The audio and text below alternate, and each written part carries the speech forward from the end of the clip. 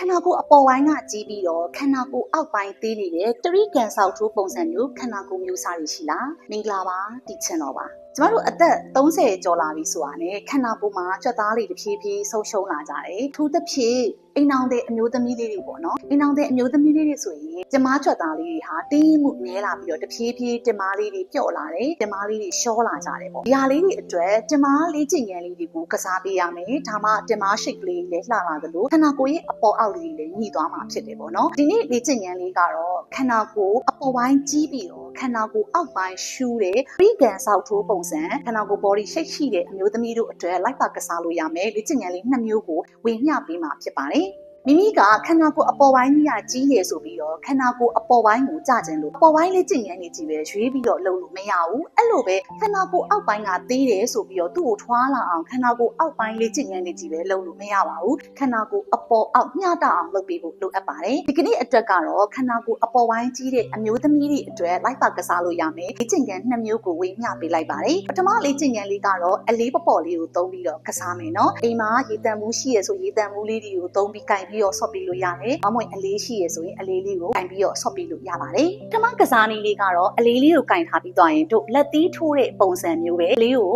တစ်ဖက်ချင်းထိုးပေးရမှာဖြစ်ပါတယ်။ဒီကစားနည်းလေးကိုတော့ဘယ်ညာမှဂျိန်းလို့သတ်မှတ်ပြီးတော့အကြိမ်20 3ချော့ကစားပေးလို့ရပါတယ်။ဒါတော့ကိုကပိုနိုင်တဲ့အလေးလေးကိုကင်ပြီးတော့ဆုပ်လို့ရတယ်။တကယ်လို့မိမိကအလေးမနိုင်ဘူးဆိုရင်အလွတ်ကလေးသွားပေးလို့ရပါတယ်။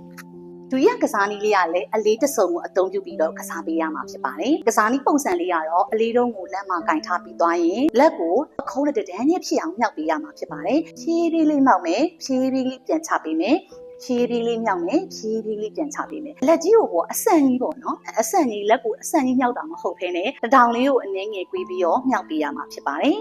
ဖြောက်မယ်ဖြည်းဖြည်းလေးပြန်ချပေးမယ်ခုံးနဲ့တထောင်ဒန်းနဲ့ဖြစ်အောင်မြောက်မယ်ဖြည်းဖြည်းလေးပြန်ချပေးမယ်နော်ဒီနေရာမှာမြောက်တဲ့ခါကျရင်လက်ကြီးကြီးကဒီလိုမျိုးကြီးပေါ့နော်အပေါ်ကြီးကိုအားကြီးဆွဲပြီးတော့မြောက်တာမျိုးလေးမလုပ်ရဘူးနော်ပခုံးနဲ့တထောင်ဒန်းနဲ့ဖြစ်အောင်မြောက်ပေးရမယ်နော်ပြီးဖြည်းဖြည်းလေးပြန်ဆင်းမယ်ဖြည်းဖြည်းလေးမြောက်ဖြည်းဖြည်းလေးပြန်ဆင်းမယ်နော်ဒီကစားနည်းလေးကိုလည်းအကြိမ်20 3ချော့ကစားပေးရမှာဖြစ်ပါတယ်ဒီနေ့မဝေမျှသွားတဲ့လေ့ကျင့်ခန်း2မျိုးကတော့ခန္ဓာကိုယ်အပေါ်ပိုင်းကြီးနေတဲ့အမျိုးသမီးလေးတို့လိုက်ပါကစားပေးလို့ရပါတယ်လေ့ကျင့်ခန်းလေးကပြုံးလေးတို့အတွက်အကျိုးရှိတယ်လို့ညွှန်လင်းပါတယ်။နောက်ထပ်လည်းပြုံးလေးတို့အတွက်အကျိုးရှိစေမယ်။လေ့ကျင့်ခန်းလေးနဲ့ဗဟုသုတတွေကိုဝေမျှပေးသွားပါအောင်မယ်။ဗီဒီယိုလေးကိုဆုံးထိအောင်ကြည့်ပေးလို့ကျေးဇူးများတင်ပါတယ်။ဒီ channel ဖြစ်ပါတယ်။